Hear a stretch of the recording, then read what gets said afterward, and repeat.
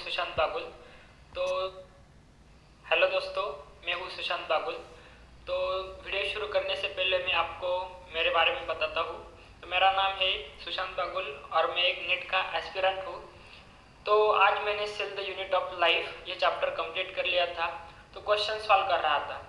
तो question solve करते हुए मेरे दिमाग में यह आया कि अकेले क्वेश्चन सॉल्व करने से अच्छा है क्योंकि अपने दोस्तों से या फिर अपने दोस्तों के साथ क्वेश्चन सॉल्व किया जाए। तो क्वेश्चन सॉल्व करने के लिए मैंने जो नीट एडवांस वेदांतों की जो बुक है, जो कि तरुण सर ने खुद बनाई है अपने हाथों से, तो उसका मैं हेल्प ले रहा हूँ क्वेश्चन सॉल्व करने के लिए। तो चलिए स्टार्ट करते हैं हमारे cell the unit of life chapter के क्वेश्चन को। तो सबसे पहले हम introduction of the cell theory इस टॉपिक के क्वेश्चन सॉल्व करने वाले हैं। तो हमारा पास पहला क्वेश्चन है, scientist who directed the J N. Ramachandran to solve problem of the structure of the collagen. NCERT के पेज नंबर 18 पे इसका आंसर दिया है लिनस पॉलिंग। ये इसका आंसर है। पहला ऑप्शन है Mendel, Sanger, Linus Pauling and the H G Khorana. तो इसका आंसर है लिनस पॉलिंग, जिन्होंने जे.एन. रामचंद्रन को कोलेजन का स्ट्रक्चर जो सॉल्व प्रॉब्लम करने के लिए चुना गया था, डायरेक्ट किया गया था। तो हमारे पास सेकंड जो क्वेश्चन है, which one of the following statement are correct. तो स्टेटमेंट वाइज क्वेश्चन ये है, कौन सा स्टेटमेंट से ये हमको बताना है। Cell is a fundamental structural and the functional unit of the living organism. ये तो आपको पता होगा, ये तो सेल की डेफिनेशन है। ये स्टेटमेंट सही है। बी स्टेटमेंट है, unicellular organism are capable of the independent existent. ये बात भी सही है। जो सेल थ्योरी का जो प्रूफ है सेल की डेफिनेशन का, उसमें ये स्टेटमेंट हमको दिया गया है। स्टेटमेंट सी है, unicellular organism are capable of the performing the essential function of life. तो ये स्टेटमेंट भी हमारे पास सही है। तो इसका आंसर होगा ए बी सी। ये ऑप्शन नंबर थर्ड है, ये इसका आंसर होगा। तो क्वेश्चन नंबर 3 है, असर्शन रीजन वाला क्वेश्चन है। Schleiden and the Schwann together formulated the cell theory. क्या ये स्टेटमेंट सही है? तो इसका आंसर है बिल्कुल सही है। तो उसका रीजन दिया गया है, Rudolf Virchow modified the hypothesis of the Schleiden and the Schwann to give final shape to the cell theory. तो ये स्टेटमेंट भी सही है। जो रुडोल्फ वर्चो थे, उन्होंने जो सेल थ्योरी दी गई थी उसे मॉडिफाइड किया गया था। पर क्या ये इसका सही एक्सप्लेनेशन है? जो असर्शन दिया है उसका सही एक्सप्लेनेशन है या नहीं? तो रुडोल्फ वर्चो ने मॉडिफाइड किया था कि सेल थ्योरी, ये स्टेटमेंट तो सही है, लेकिन ये जो हमारा असर्शन है उसको एक्सप्लेन नहीं कर रहा। इसलिए हमारा जो आंसर होगा वो सेकंड नंबर ऑप्शन होगा। तो इसलिए इस क्वेश्चन को आपको ट्रिकली सॉल्व करना आना चाहिए। आपको पहले ये देखना है कि दोनों स्टेटमेंट है, उसके बाद आपको ये देखना है कि हमारा रीजन है वो सही एक्सप्लेन कर रहा है या नहीं। तो हमारे पास जो चौथा क्वेश्चन है वो स्टेटमेंट वाइज क्वेश्चन है। He also concluded based on his studies on plants tissue that the presence of cell wall is a unique character of the plant cell. तो इस क्वेश्चन में हमको ये बता रहा है, पूछ रहा है कि ऐसा किसने किया था या किसने कंक्लूड किया था प्लांट और टिश्यू के प्रेजेंस पे जो सेल वॉल है हमारा यूनिक कैरेक्टर, ऐसा किसने बताया था। तो आपको पता है, हमें दो साइंटिस्ट का नाम पहले दिया गया है सेल थ्योरी में। जो मैथ्यू शेल्डन थे वो हमारे पास ब्रिटिश जूलॉजिस्ट थे, और जो थियोडोर स्वान थे वो हमारे जो मैथ्यू शेल्डन थे वो हमारे पास क्या थे, जर्मन बॉटनिस्ट थे, और जो मैथ्यू शेल्डन थे वो हमारे पास ब्रिटिश जूलॉजिस्ट थे। तो जो ये स्टेटमेंट दिया गया था, presence of the cell wall unique character, तो ये शेल्डन ने दिया गया था और वो बॉटनिस्ट थे। तो हमारे पास सेकंड ऑप्शन ये इसका आंसर आ जाएगा। हाँ, ये जो एनसीईआरटी में लाइनें दी गई थी वो पहले शेल्डन के बारे में बता रहे थे, फिर स्वान के बारे में बता रहे थे, और अचानक से सेल वॉल का स्टेटमेंट दिया गया था। यहाँ पर जो कंफ्यूजिंग लाइन होगी एनसीईआरटी में भी, तो आपको इस क्वेश्चन को अच्छे से याद में रखना है। तो पांचवा जो क्वेश्चन है असर्शन रीजन वाला क्वेश्चन है। फिर से असर्शन दिया गया है, as per Schwann cell wall is a unique character of the plant cell.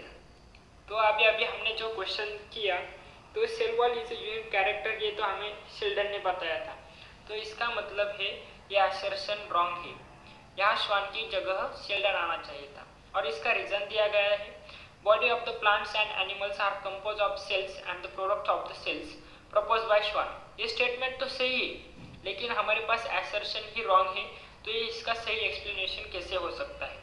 अगर आपके पास असर्शन रॉन्ग निकले तो इस क्वेश्चन का सीधा आंसर जो होगा वो 4th नंबर होगा, क्योंकि हमारे पास assertion is a true, reason is a false, ऐसा कोई ऑप्शन ही दिया नहीं गया है, इसलिए डायरेक्टली आंसर होगा 4th।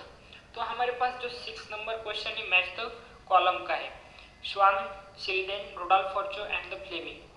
श्वान ने आपको शेल्डन ने क्या बताया था? Cell wall is a unique character. Schwann ने हमको बताया था सेल मेम्ब्रेन के बारे में। रुडोल्फ फॉर्चो ने सेल थ्योरी मॉडिफाइड की थी। और जो फ्लेमिंग थे उन्होंने क्रोमेटिन के बारे में बताया था। बेसिक डाई से जो क्रोमेटिन था उसे उन्होंने स्टेन किया गया था। तो ऑप्शन को मैच करते हम। जो यहाँ पर दिया गया है cell arise from the pre existing cell, तो ये स्टेटमेंट हमें पता है रुडोल्फ फॉर्चो ने दिया था। तो सी का आंसर 1 हो जाएगा। Reported that cell has a thin outer layer that is the plasma membrane, तो ये हमको श्वान ने बताया था। तो ए का आंसर 2nd हो जाएगा। जो all plants are the compose of different kinds of the cells, ये हमें को शेल्डन ने बताया था। शेल्डन ने प्लांट सेल पे स्टडी किया गया था और गिवन द नेम क्रोमेटिन। ये फ्लेमिंग था, उन्होंने जो क्रोमेटिन था उसे बेसिक डाई से स्टेन किया गया था और क्रोमेटिन नाम उसे दिया गया था। तो डी का हमारे आंसर हो जाएगा 4th। तो 2 3 1 4 2 3 2 3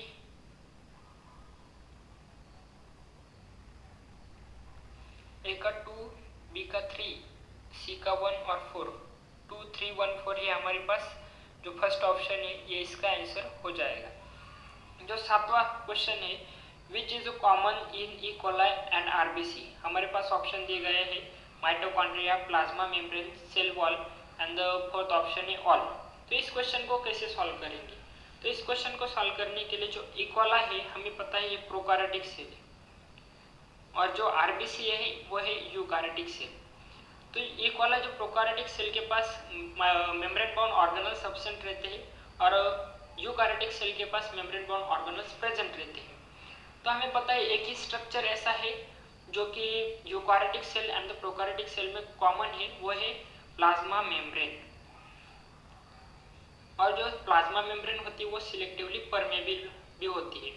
सेल वॉल नहीं आएगा क्योंकि जो आरबीसी है वो एनिमल सेल है, वो तो एनिमल सेल के पास सेल वॉल एब्सेंट होती है। और जो माइटोकॉन्ड्रिया होगा वो तो प्रोकार्योटिक सेल में प्रेजेंट नहीं होगा, इसलिए जो आंसर होगा हमारे पास प्लाज्मा मेम्ब्रेन होगा। जो 8 नंबर का क्वेश्चन है, राइबोसोम इज प्रेजेंट इन। आपको पता है राइबोसोम जो होता है वो तो all types of the cell में प्रेजेंट होता है। तो इसके ऑप्शन क्या दिए गए हैं वो हम देखेंगे। तो पहला ऑप्शन दिया गया है हमें ribosome present in cytoplasm of the prokaryotic cell. Second है cytoplasm of the eukaryotic cell, some organelle and the 4th है ऑल।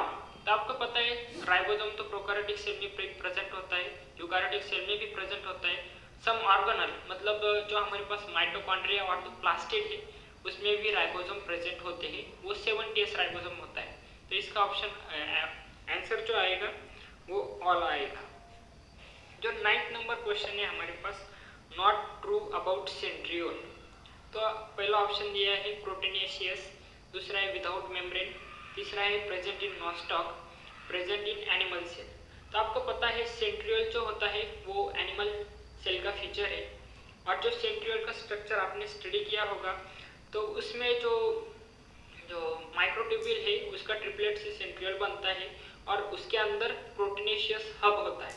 तो ये तो नहीं आएगा क्योंकि नॉट ट्रू हमें पूछा गया है कि सेंट्रियोल के बारे में कौन सा ऑप्शन सही नहीं है। तो विदाउट मेम्ब्रेन स्ट्रक्चर ये हमें पता है, प्रोटीनेशियस होता है ये भी पता है, और एनिमल सेल में प्रेजेंट होता है ये भी हमें पता है। जो नॉस्टॉक है वो तो प्रोकार्योटिक सेल है और प्रोकार्योटिक सेल में सेंट्रियोल प्रेजेंट नहीं होगा। तो ये हमारे पास थर्ड ऑप्शन आएगा। और जो प्रोकैरियोटिक सेल होता है उसमें मेम्ब्रेन बाउंड ऑर्गेनेल्स भी एब्सेंट होते हैं, इसलिए भी ये ऑप्शन हो सकता है अगर आपको अलग अप्रोच लगानी है तो।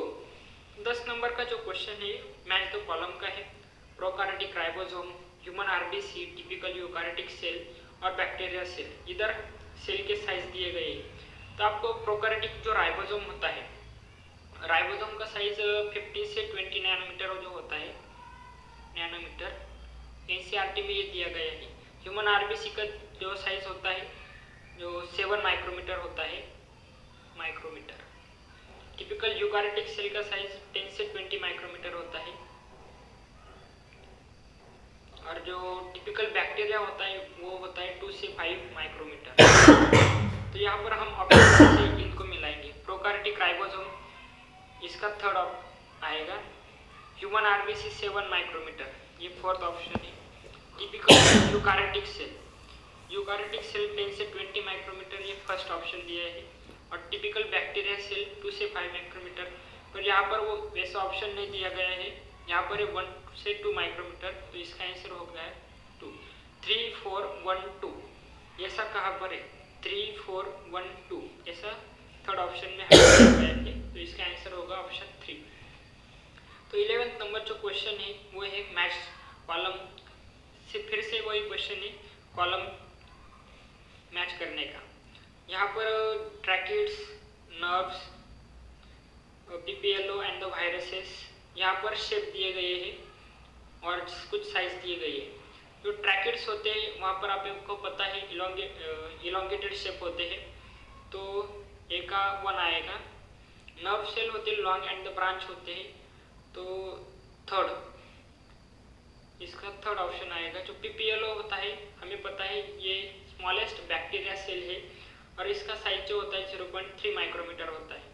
कुछ जगह इसका साइज 0.1 माइक्रोमीटर भी दिया गया है, यहाँ पर हमें 0.1 माइक्रोमीटर दिया गया है, इसलिए सी का जो 2 आंसर होगा। और जो वायरस होता है, वायरसेस सबसे छोटे होते हैं, उनका साइज 0.2 से 0.2 माइक्रोमीटर, फोर्थ आंसर आएगा। 1 3 2 4 ऐसा कहाँ पर ऑप्शन है, 1 3 2 4 ऐसा फर्स्ट में ऑप्शन है। दोस्तों यहाँ पर हम जो हमारा पहला पॉइंट था introduction of the cell theory के क्वेश्चन हमने सॉल्व किए हैं। आगे के क्वेश्चन भी मैं यहाँ पर अपलोड करने वाला हूँ, तो आपको ये क्वेश्चन सॉल्विंग कैसे लगा ये कमेंट में ज़रूर बताना। अगर और भी चैप्टर के क्वेश्चन सॉल्विंग ऐसे चाहिए विथ एक्सप्लेनेशन तो मैं भी डालूंगा, तो कमेंट सेक्शन में आपको ज़रूर बताना है और चैनल को सब्सक्राइब जरूर कीजिएगा। तो चलिए मिलते हैं अगले वीडियो में।